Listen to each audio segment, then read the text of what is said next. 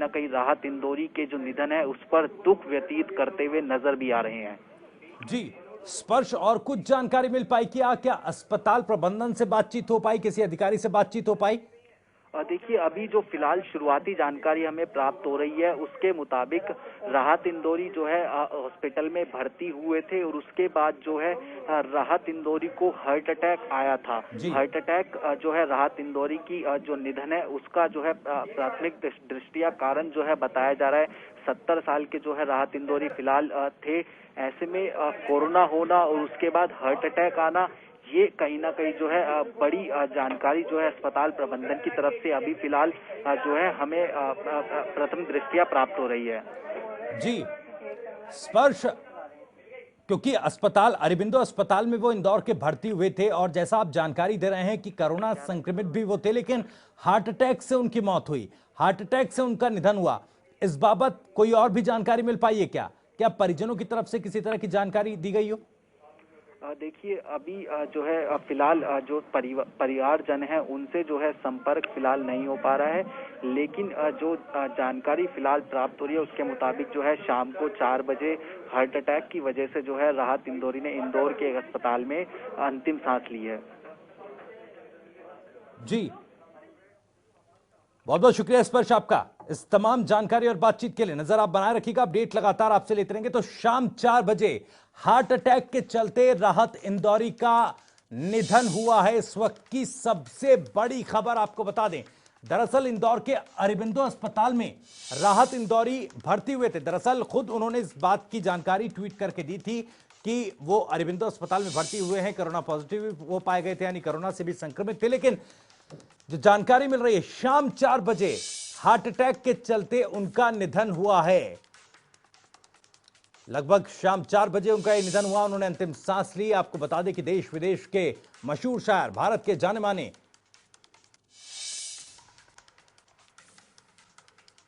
शायर, मशहूर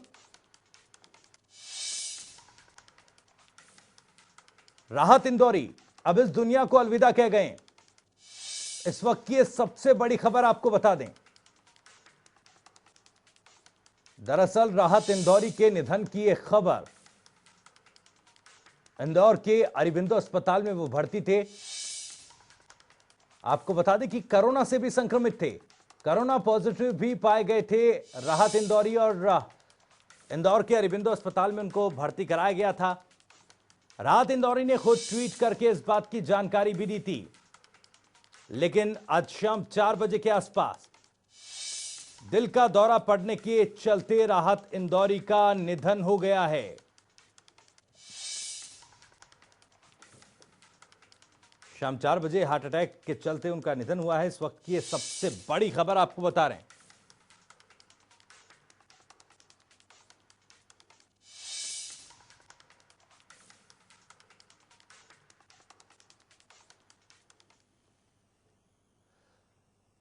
पूजा मोहन पांडे हमारी सहयोगी इस वक्त इस खबर पर ज्यादा जानकारी के साथ जुड़ रही हैं।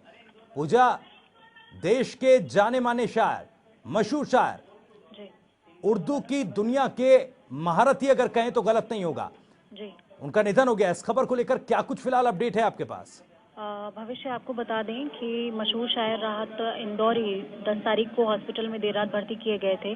11 तारीख को उनका फिलहाल दर्शकों को ये बता दें कि दिल के दौरे के चलते निधन हुआ है और उनका टेस्ट कराया गया था। चूंकि उनकी तबीयत काफ़ी नासाज चल रही थी तो उनका टेस्ट कराया गया तो उनको पता चला कि उनका जो कोरोना टेस्ट है, हालांकि उन्होंने खुद ट्वीट करते हुए इस बात की जानकारी दी थी जी। और उन्होंने ये भी लिखा था कि कोविड के शुरुआती लक्षण दिखाई देने पर कल मेरा कोरोना टेस्ट किया गया है जिसकी रिपोर्ट पॉजिटिव आई है जी। और औरबिंदो हॉस्पिटल में मैं एडमिट हुआ हूँ। दुआ कीजिए जल्द से जल्द इस बीमारी को हरा दूं जी। और इल्तिजा है कि मुझे या मेरे घर वालों को फोन ना करें, मेरी खैरियत आपको चलिए पूजा, रोकना चाहूंगा आपको।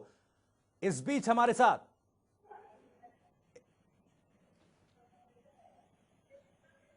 कल्पना शुक्ला, एक कवित्री हमारे साथ फोन लाइन पर जुड़ गई हैं। कल्पना शुक्ला जी, बहुत बहुत स्वागत है जनता टीवी पर।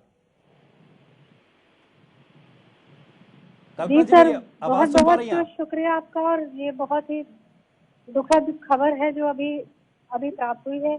जी। ईश्वर से यही कामना करेंगे कि वो उन्हें अपने चरणों में स्थान दे।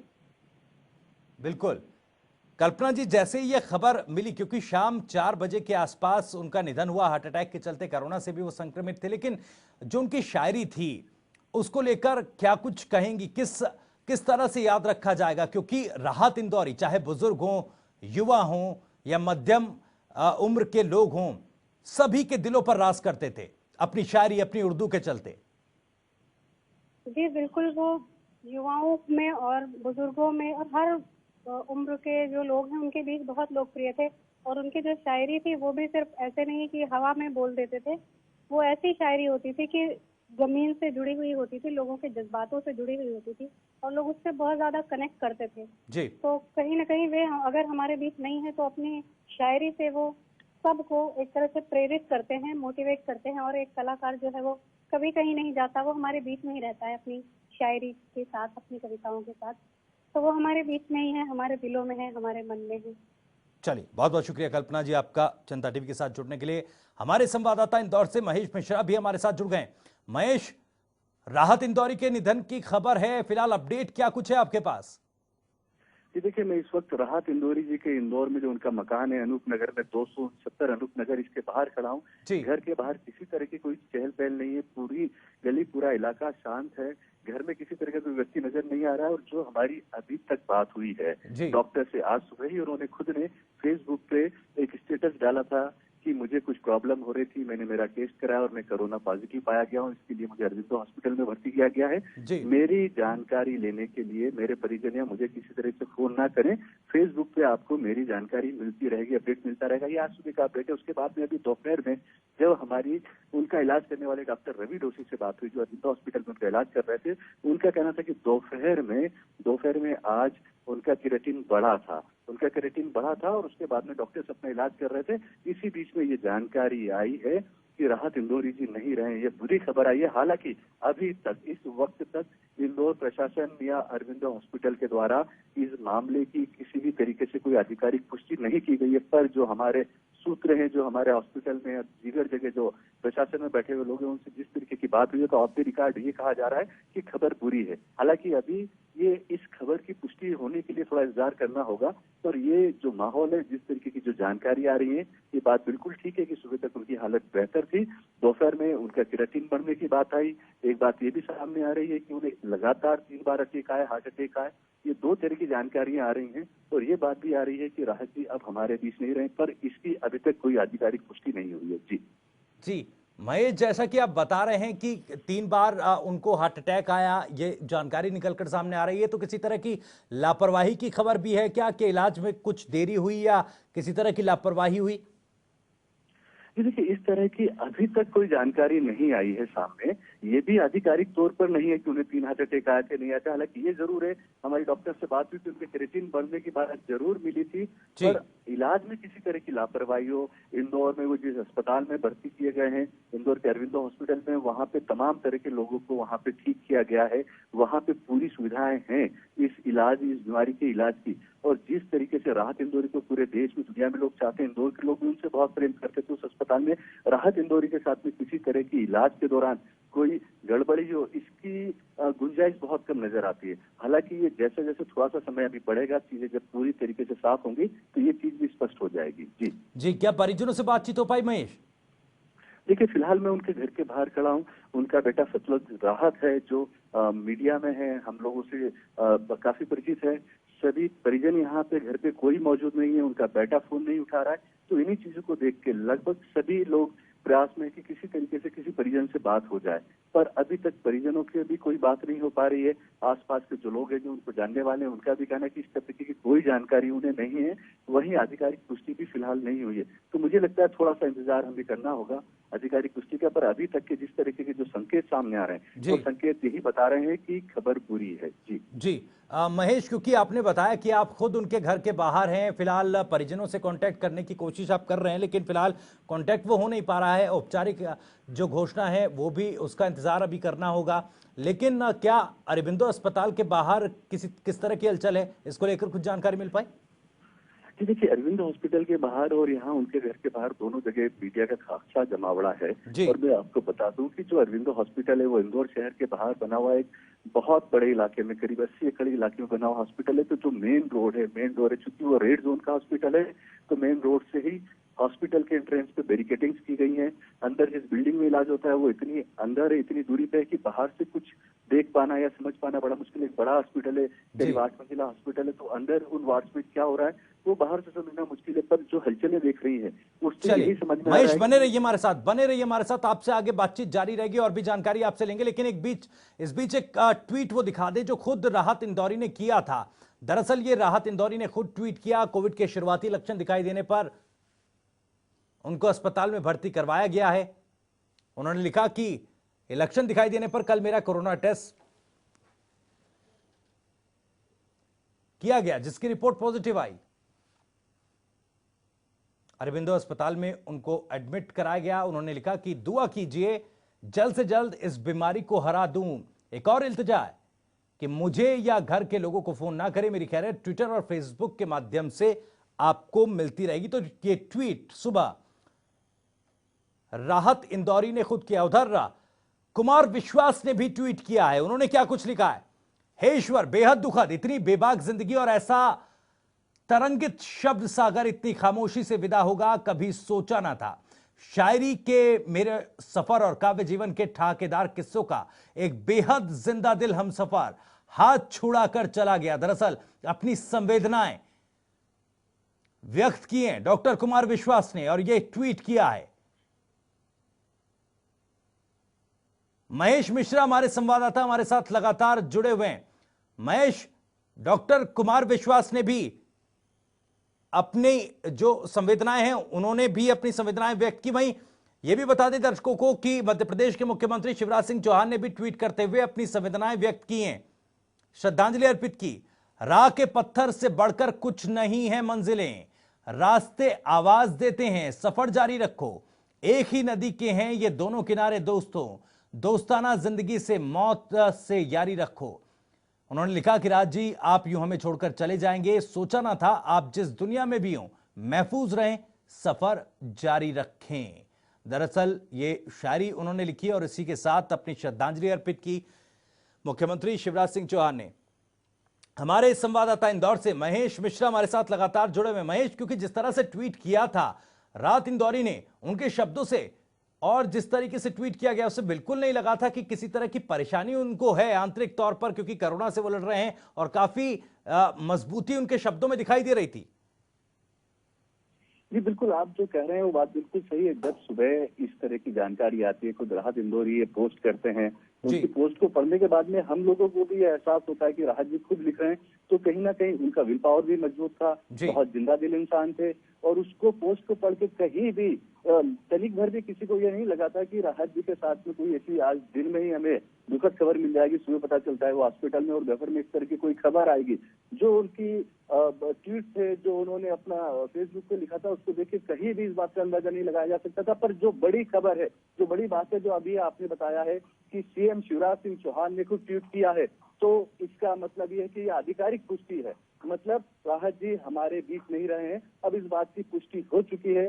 सीएम पे ट्वीट करने के बाद इस बात की पुष्टि हो चुकी है। और कहीं ना कहीं ये कला प्रेमियों के साथ हर उस आदमी के लिए एक क्षति है जो राहत इंदौरी को चाहता था, जो राहत इंदौरी को जानता था, या फिर जो शेरो शायरी में या कविता में अपना कहीं ना कहीं रुचि रखता था। तो ये अपने आप में पहली बड़ी पुष्टि। और कहीं ना कहीं इस बात से राहत जी का कद भी समझ में आता है कि वो किस तरीके से कि सीएम खुद पुष्टि कर रहे हो। मुझे लगता है शायद इसी बात के इंतजार में इंदौर प्रशासन और इंदौर का हॉस्पिटल प्रशासन रुका हुआ था कि इसकी पुष्टि खुद सीएम के द्वारा हो। तो अब मुझे नहीं लगता कि अब किसी तरीके की कोई शंका या किसी तरीके की और पुष्टि की जरूरत होती है। जी महेश, क्योंकि अभी अस्पताल की तरफ से और जानकारी मिलना बाकी है, आप इस नजर पर बनाए रखिएगा और लगातार इस खबर पर अपडेट आपसे लेते रहेंगे। फिलहाल बहुत बहुत शुक्रिया महेश आपका इस तमाम जानकारी के लिए। और इस बीच मध्य प्रदेश स्टेट हेड अजय त्रिपाठी जी भी हमारे साथ जुड़ गए। अजय त्रिपाठी जी, बेहद ही चौंकाने वाली खबर, क्योंकि खुद ट्वीट कर जिस तरीके से राहत इंदौरी ने जानकारी दी कि वो अस्पताल में भर्ती हैं, कहीं से ऐसा नहीं लग रहा था कि उन्हें किसी तरह की दिक्कत या परेशानी है। ऐसा लग रहा था मानो अस्पताल में भर्ती होंगे, इलाज के बाद ठीक होंगे और घर वापस लौटेंगे। लेकिन अब जब ये खबर मिली तो ऐसा लग रहा है कि बेहद बड़ी क्षति, साहित्य के एक युग का अंत हुआ है। निश्चित रूप से भविष्य साहित्य के लिए, हिंदुस्तान के बल्कि पूरी दुनिया की उर्दू साहित्य के लिए, हिंदी साहित्य के लिए और मशायरों के लिए एक बहुत बड़ी क्षति है। आज बिल्कुल आप जो कह रहे हैं कि बड़ी दुखद खबर, अब बिल्कुल कल्पना कर सकने वाली खबर है, जिस पर भरोसा नहीं करो, अभी भी भरोसा नहीं हो रहा है। क्योंकि जब दोपहर को लगभग 12 बजे मेरी बात हुई थी, तब तक वो खुशनुमा थे, माहौल ठीक था, अच्छे थे। और लगभग 1 घंटे पहले जब इस बात की जानकारी मिली कि ऐसा कुछ हो गया है, तो मैंने उनकी वाइफ अंजुम रहबर, वो भी बहुत प्रख्यात शायरा हैं, उनसे जब बात की तो वो भी उन्होंने मुस्कुराते कहा कि हाँ नहीं वो तो ठीक है सब, लेकिन इससे मुझे खबर कंफर्म करने में बहुत टाइम लग गया। लेकिन निश्चित रूप से भविष्य बहुत बड़ा झटका है, हिंदुस्तान ही नहीं बल्कि दुनिया की शायरी के लिए, मुशायरों के लिए बहुत बड़ा नाम था। और ऐसी शख्सियत पद्मश्री डॉक्टर राहत इंदौरी, जिनमें अपने आप में कैरेक्टर थे राहत साहब, जिनके शेर, जिनकी तमाम कविताएं, जिनकी गजलें बहुत मारक हुआ करती थी। और निश्चित रूप से राहत साहब का चले जाना, इसकी भरपाई आने वाले बहुत समय पे, एक पूरी पीढ़ी थी, वो अपने आप में एक पूरी पीढ़ी थे। मैंने लगभग उनको 25-30 साल से लगातार मैं उनको सुनता रहा हूँ, उनके साथ बैठता रहा हूँ, उनके इंटरव्यू किए हैं। राहत साहब जिस इतने बड़े कैनवास पर, दुनिया के कैनवास पर उनका नाम था, चाहे वो सऊदी अरब में हो, अमेरिका में हो, कहीं भी वो पढ़ते थे तो लोग तालियां बजाते थे। और ऐसे व्यक्ति के साथ जब हम लोग बात करते थे, बैठते थे, तो लगता नहीं था कि इतने बड़े व्यक्ति के साथ काम हो रहा है। कई बार वो बड़े जोश में गुनगुनाया करते थे कि, और हर बार उनका जो अंदाज हुआ करता था, उसको देखकर लगता था कि 70 साल की उम्र में भी किसी दबंगई के साथ वो बात करते हैं, बिना किसी उसके बात करते हैं, देखते हैं। और निश्चित रूप से हिंदुस्तान के लिए, हम सब के लिए बड़ी क्षति होगी। क्योंकि वो कहा करते थे अक्सर, मुझे उनका याद है, कह दो आंधी कौन कहता है। निश्चित रूप से राहत साहब उन शख्स में शामिल हैं जो एक वो व्यक्ति ही थे जो कह सकते थे, तो उनको हर तरह की शायरी आती थी। कभी वो प्यार की बात भी करते थे, और कभी वो दबंगई की बात भी करते थे, धर्म की बात भी करते थे, समाज की बात भी करते थे। ऐसा शायर बहुत कम देखने को मिलता है, क्योंकि शायरों को मैंने देखा है कि वो एक ही स्टाइल में लिखते हैं। राहत साहब हर तरह से लिखा करते थे। फिल्मों में जाने के बाद, फिल्मों में गीत लिखने के बाद भी उनका अंदाज नहीं बदला, वही बिंदास अंदाज में हम लोगों से बात करते थे। और निश्चित रूप से एक ऐसा शायर जो ये कह सके कि निश्चित रूप से वैसा व्यक्ति जो अपने आप में भरोसे पे नहीं हो पा रहा कि वो राहत साहब हमारे बीच में नहीं रहे। क्योंकि राहत साहब के बारे में जितना कहा जाए भविष्य, अजय जी एक सवाल ये, क्योंकि देखिए जिस तरीके से उनका अंदाज था, चाहे राजनीति की बातें हों, चाहे और सामाजिक मुद्दे हों, अपनी शायरी में अपनी उर्दू के जो एक चुटीला अंदाज था उनका, बड़ी आसानी से कह जाते थे, बड़े ही मजाकिया अंदाज में वो कह जाते थे। और जब उनका ट्वीट सुबह आया, जब ट्वीट में उन्होंने एक बात कही कि मुझे फोन ना करे, मेरे घर वालों को भी फोन ना करे, तो एक अंदाज वो अंदाज ही उनका वो ट्वीट में नजर आया। तो ऐसा नहीं लगा था कि इस तरह की खबर मिलेगी। वही मैंने आपसे कहा कि हम लोग घंटों कंफर्म करने में लग गए, ये भरोसा नहीं हो रहा था। तमाम सोर्सेज से ने कंफर्म किया, उसके बाद भी भरोसा नहीं हो रहा था कि राहत साहब नहीं रहे हमारे बीच में। और निश्चित रूप से आप जो बात कह रहे थे, वो बड़े हरफन मौला शायर थे, बड़ी दबंगई के साथ बात करते थे, कभी किसी से डरे बिना वो कहा करते थे। और मैं जो आपसे कह रहा था कि वर्सैलिटी जो थी उनके पास, विभिन्नता जो थी उनके पास, एक ऐसा शायर जो ये भी कह सकता है कि रोज तारों की नुमाइश में खलल पड़ता है, चांद पागल है अंधेरे में निकल पड़ता है। एक तरफ तो वो इस तरह की शायरी किया करते थे, और दूसरी तरफ वही राहत इंदौरी इस तरह की शायरी करने वाले, सांसों जरा आहिस्ता चलो उसकी इबादत में खलल पड़ता है, इस तरह की शायरी करने वाले राहत इंदौरी ये भी कहा करते थे कि हम वो पत्ते नहीं जो साख से टूट के गिर जाएं, कह दो आंधियों से अपनी औकात में रहें। तो गजब का शायर, हर तरह की बात करने वाला, यंगस्टर्स के आज 70 साल की उम्र में भी वो जब घूमरा का गीत लिखते थे तो उनके कंसंट्रेशन जहन में कौन हुआ करता था। मैं कई बार उनसे जानने की कोशिश की राहत साहब से कि आखिर आप लिखते कैसे हैं भाई, आप इतने बुजुर्ग हैं, इतनी उर्दू जानते हैं, इतने दुनिया में घूमते हैं, और आप घूमरा, श्याम रंग घूमरा लिख देते हैं आप। और कभी आप लिखते हैं चांद पागल अंधेरे में निकल पड़ता है, ये लिख देते हैं आप। तो गजब का वर्सैलिटी, गजब की विभिन्नता थी उनके अंदर। वो निश्चित रूप से हिंदुस्तान ही नहीं बल्कि मुल्क में, पूरे हिंदुस्तान के जितने बाहर जितने मुल्कों में गए होंगे, सभी लोग उनको आजाद कर रहे होंगे। जी अजय जी, क्या आगे की कोई जानकारी मिल पाई है? क्योंकि लगातार हम इस खबर पर जानकारी जुटाने की कोशिश कर रहे हैं। आपने बताया कि आपकी उनकी जो धर्मपत्नी थी उनसे भी बातचीत हुई, और उस वक्त तक ये खबर नहीं थी, लेकिन फिलहाल इसके बाद क्या परिजनों से बातचीत हो पाई आपकी उनके? हाँ, बाद में फिर अंजुम रहबर, उनकी जो वाइफ पहले थी, उनसे मेरी अभी बात हुई दोबारा, उन्होंने कंफर्म किया, तो उन्होंने कहा कि खबर आ गई है। मैं उनके बेटे सतलज को लगातार उनसे बात हुई, उन्होंने भी कंफर्म कर दिया है।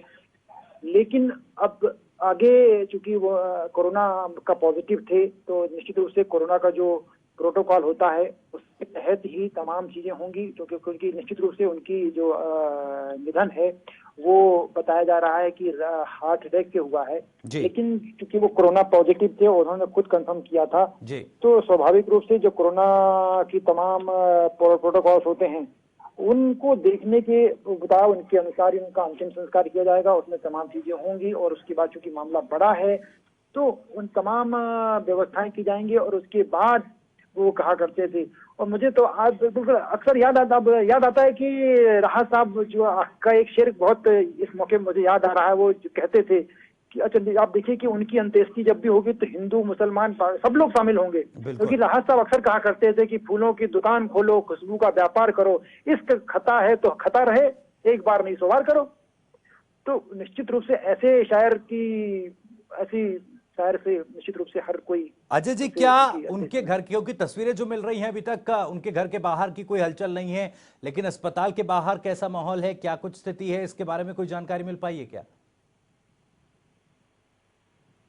नहीं, निश्चित रूप से अभी घर पर लोग, क्योंकि देखिए कोरोना का प्रोटोकॉल है इसमें तमाम जो इंदौर तो निश्चित रूप से बहुत ज्यादा सेंसिटिव, मध्य प्रदेश में सेंसिटिव शहर है इंदौर, तो इस वजह से वहाँ भीड़ भाड़ मना कर दी गई, लेकिन हॉस्पिटल के बाहर लोग पहुंच गए हैं। और जैसे जैसे तमाम सूचना पहुंचती जा रही है, राहत साहब के अंतिम दर्शन करने के लिए बहुत से लोग पहुंचे होंगे। और अस्पताल जो प्रबंधन है उसको भी बड़ी दिक्कत हो रही है इस बात की कि वो कंफर्म करे कि हाँ राहत साहब मेरे पर, चूंकि अब क्योंकि जिला प्रशासन ने, राज्य शासन ने सबने कंफर्म कर दिया है, और इसीलिए राहत साहब के घर पे भले थोड़ा सा शांति है, क्योंकि कोरोना का मामला है और कोरोना पे बहुत थे ही, वो सुबह ही उन्होंने बात खुद ट्वीट करके बताया था, शायद इसीलिए शांति है। लेकिन निश्चित रूप से ये खबर कंफर्म हो गई कि राहत साहब अब हमारे बीच नहीं रहे, वो चल दिए। ये जो अक्सर उनका एक शेर होता जिसपे कहा करते थे कि तूफानों से आंख मिलाओ, सैलाबों पर वार करो, मल्लाहों का चक्कर छोड़ो, तैर के दरिया पार करो। और वो तैर करके उस दरिया को पार कर गए, इस दरिया से निकल गए। जी, दरिया बिल्कुल वो पार कर गए अजय जी, क्योंकि एक तरफ जहां ये दौर आया जब कुमार विश्वास जैसे शायर आए, हिंदी जो भाषा है उसको एक अलग मुकाम उन्होंने हासिल करवाया, वहीं एक तरफ उस दौर के राहत इंदौरी जिन्होंने हिंदी की मौसी कही जाने वाली उर्दू को भी वही पहचान दिलाए रखी। हाँ, वहीं पे राहत साहब के देखिए आज भी राहत इंदौरी की यही तो उनका एक गजब का हुनर था कि राहत साहब अपनी कविताओं में, अपनी शायरी में इस तरह से बात रखते थे कि आप कोई भी व्यक्ति चाहे वो थोड़ा सा भी अगर शायरी को समझता हो, थोड़ा सा भी किसी तरह से जानता हो, तो वो उनको बिल्कुल उनसे जुड़ जाता था। बस कई बार देखिए बड़ी कितनी, मैं आपको बताना चाहूंगा कितने सलीके से वो कहते थे, कभी अकेले में मिलकर झंझोड़ दूंगा उसे, जहां से टूटा है जोड़ दूंगा उसे, मुझे छोड़ गया ये कमाल है उसका, इरादा मैंने किया था कि छोड़ दूंगा उसे, पसीने बांटता फिरता है हर तरफ सूरज, कभी जो हाथ लगा तो निचोड़ दूंगा उसे। इतनी सहजता से उन्होंने इतनी बड़ी बात कह देते थे कि बहुत मुश्किल आता था। मतलब वो कहना उनका कि मुझे वो छोड़ गया ये कमाल है उसका, इरादा मैंने किया था कि छोड़ दूंगा उसे, इतनी सहजता के साथ इतनी बड़ी बात मुझे नहीं लगता कि वो राहत साहब के अलावा कोई कह पाता। कितनी दौर जो बातें आज के दौर में है, जो बातें आज की मौशकी में कही जाती है, वो बातें राहत साहब ने बहुत पहले कह दी। आज भी लोग गुनगुना उठते हैं बहुत सारे कि लोग हर मोड़ पे मुड़ के रुख संभलते क्यों हैं, इतना डरते हैं तो घर से निकलते क्यों हैं। उसको संदर्भ ले लिया गया, बाकी कई बार संदर्भ लिया जाता है कि साहब जो हिंदुस्तान में माहौल है उस पर लिखा, लेकिन राहत साहब ने ये शेर सालों साल पहले लिखा था, करीब 25-30 साल हो गए जब राहत साहब ने ये वाला शेर लिखा था कि लोग हर मोड़ पे रुक रुक के संभलते क्यों हैं, इतना डरते हैं तो फिर घर से निकलते क्यों हैं, नींद से मेरा तल्लुक ही नहीं बरसों से ख्वाब आके मेरी छत पे टहलते क्यों हैं, मोड़ होता है जमाने में संभलने के लिए, सब लोग यहीं आके फिसलते क्यों हैं। राहत साहब अद्भुत शायर थे, अद्भुत। और शायद इसीलिए जो आप बात कह रहे हैं कि उनको कर पाना, उनको समझ पाना, राहत साहब को भुला पाना बहुत मुश्किल हो जाएगा, क्योंकि वो कहते थे कि दिलों में आग, लबों पर गुलाब रखते हैं, सब अपने चेहरों पर दोहरी नकाब रखते हैं। पूरी भरे मंचों पर अगर सामने बड़े बड़े मिनिस्टर्स बैठे हुए हैं, बड़े लोग बैठे हुए, तब भी वो ऐसे शेर पढ़ा करते थे कि दिलों में आग, लबों पर गुलाब रखते हैं, सब अपने चेहरों पर दोहरी नकाब रखते हैं, हमें चिराग समझकर बुझा न पाओगे, हम अपने घर में कई आफ्ताब रखते हैं। बहुत से लोग जो हर्फ और हसरा भी नहीं है, इसी खुशी में है कि तेरी किताब रखते हैं, हमारे शहर के मंजर न देख पाएंगे, यहाँ के लोगों आंखों में ख्वाब रखते हैं। तो ऐसे शेर, ऐसे शायर शायद मुझे नहीं लगता कि चाहे जितने हों, आप जितने लोगों की मैं बात करूं, अब्दुल हदीर सामद, अहमद फराज अहमदी, अल्लामा इकबाल, बशीर बद्र, कुमार बिस्वास, फैज अहमद, जलील मानकपुरी, जबील मुशरापुरी, जिगर मुरादाबादी, जितने नाम लो आप, सबने एक स्टाइल में शायरी की है, एक अंदाज बना है सबका। चाहे वो यहाँ तक कि मैं बशीर बद्र साहब का भी बहुत बड़ा फैन हूँ, लेकिन वो भी एक अंदाज में शायरी करते हैं। लेकिन राहत साहब वो शायर थे जो हर तरह की शायरी करते थे, यंगस्टर्स के लिए भी शायरी करते। जैसा मैंने आपसे कहा स्टार्टिंग में कि राहत साहब श्याम रंग भूमरा जैसा गीत लिख सकते हैं, वही राहत साहब ये कह सकते हैं कि तूफानों से आंख मिलाओ, सैलाबों बर्बाद करो, मल्लाहों का चक्कर छोड़ो, तैर के दरिया पार करो। ये सिर्फ राहत, वही राहत साहब कह सकते हैं कि चांद पागल अंधेरे में निकल पड़ता है, रोज तारों की नुमाइश में खलल पड़ता है। तो ये अलग ढंग की शायरी, वो गजब के शायर थे, गजब के शायर थे। जी अजय जी, जैसा आप कह रहे हैं कि जो उनका अंदाज था बेहद ही अलग अंदाज था। बाकी कवियों की अगर बात करें, शायरों की बात करें, तो जो अंदाज राहत इंदौरी का था, चाहे बुजुर्ग हो चाहे फिर जो युवा हैं, हर तबके में फिट बैठते थे राहत इंदौरी। हाँ बिल्कुल बिल्कुल सही कह रहे हैं भविष्य की, राहत साहब हर तबके में फिट बैठते थे और वो अक्सर और दोस्ती वो निभाते भी थे। अक्सर ये देखा गया था कि बहुत सारे लोग अपनी अपनी स्टाइल में बात करते हैं, अपना अंदाज में बात करते हैं। आजकल मंचों पर चल पड़ा है शेरो शायरी का स्टाइल, बिल्कुल जो लोग शेरो शायरी करते हैं तो गुनगुनाते हैं, गीत गाते हैं, गजल स्टाइल में करते हैं। लेकिन उसके बाद भी राहत साहब ने कभी अपना वो बदला नहीं। उनका वो अंदाज जो मैंने आज से 30 साल पहले देखा था राहत साहब का, वही अंदाज उनका आखिरी दम तक बना रहा। जो बल्कि और आप पिछले कुछ समय पहले जब मेरी मुलाकात, तब भी उनका वही कि क्या लाए हो तुम, सूरज लाए हो, रख दो मेरे हुजरे में रख दो। इतनी सहजता से वो बात कर देते थे, क्या लाए हो, सूरज लाए हो, उठाकर मेरे हुजरे में रख दो। और वही राहत इंदौरी जब आज से 30 साल पहले मैंने देखा था, तो वही अंदाज था, वही स्टाइल थी। उन्होंने बदला नहीं अपने आप को। और वो कहते थे कि हाँ 2 पैक चढ़ा के आया हूँ, बड़े स्टाइल में बोला करते थे। हाँ बोले 2 पैक चढ़ाने के बाद मैं शेर पढ़ रहा हूँ, नहीं पढ़ सकता मैं। तो ऐसी दबंगई से बात करना, इतने खुल्लम खुल्ला बात करना, तो शायद सबके बस की नहीं है। वो इकलौता व्यक्ति था राहत। चलिए, बहुत बहुत शुक्रिया अजय त्रिपाठी जी आपका इस तमाम जानकारी और बातचीत के लिए। तो साहित्य के एक युग का अंत राहत इंदौरी के निधन के साथ फिलहाल हो गया है। तो चलिए आपको राहत इंदौरी के साहित्य, उनकी कला और उनके शब्दों से रूबरू करवाते हैं। कुछ उनकी जो शायरियां हैं वो आपको सुनवाते हैं। सबकी पगड़ी को हवाओं में बुलाती है मगर जाने का नहीं, बुलाती है मगर जाने का नहीं, बुलाती है मगर हमारी कदीम उर्दू में नहीं का जो प्रोनाउंसिएशन है वो नहीं लिखे जो नहीं, बुलाती है मगर जाने का बुलाती। एक बात। दूसरी बात ये कि ये माँ को याद करना मेरे नज़दीक अक्सर भी कह चुका, ये कोई नई बात पहली बार नहीं कह रहा हूँ। इन दिनों हमारे यहाँ उर्दू शायरी में ख़ास तौर पर फैशन बन गया है कि हर शायर माँ पर लिख कर ले आता है। वो भी लिख कर आ जाता है जो माँ की गोद में रहता है, वो आकर माँ पर शायरी सुनाने लग जाता है। मैं माँ को इबादत का दर्जा देता हूँ, अक़ीदत का दर्जा देता हूँ, लेकिन शायरी मेरा ख्याल है कि माँ का मजमून नहीं है। आज से कोई 40 बरस पहले मैंने एक शेर कहा था और उसके बाद कहकर छोड़ दिया, सिर्फ इसलिए कहकर छोड़ दिया कि शायद मैं माँ की शान में गुस्ताखी कर रहा हूँ। माँ की तारीफ़ मैं नहीं कर सकता, माँ की तारीफ़ तो खुदा कर सकता है और कोई नहीं कर सकता। तो वो शेर जो मैंने कहा था वो शेर और आपकी क़ुव्वत और आपका जो अंदाज, मुझे कोई गर्रा नहीं, गुरूर या कोई गलत फहमी या खुशफहमी बिल्कुल नहीं है। इसका थोड़ा सा वॉल्यूम बढ़ाइए और अच्छा सा कर दीजिएगा इसको। बहुत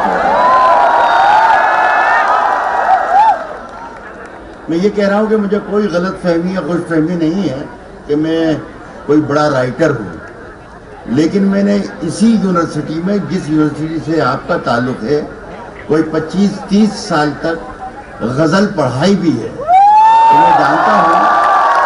मैं जानता हूँ कि गज़ल क्या है।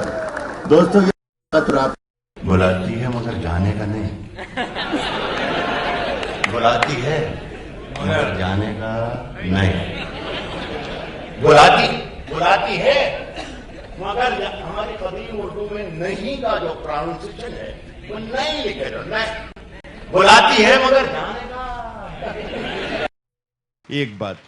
दूसरी बात ये कि ये माँ को याद करना मेरे नज़दीक अक्सर भी ये कह चुका हूँ, ये कोई नई बात पहली बार नहीं कह रहा हूँ। इन दिनों हमारे यहाँ उर्दू शायरी में ख़ास तौर पर फैशन बन गया है कि हर शायर माँ पर लिख कर ले आता है। वो भी लिख कर आ जाता है जो माँ की गोद में रहता है, वो आकर माँ पर शायरी सुनाने लग जाता है।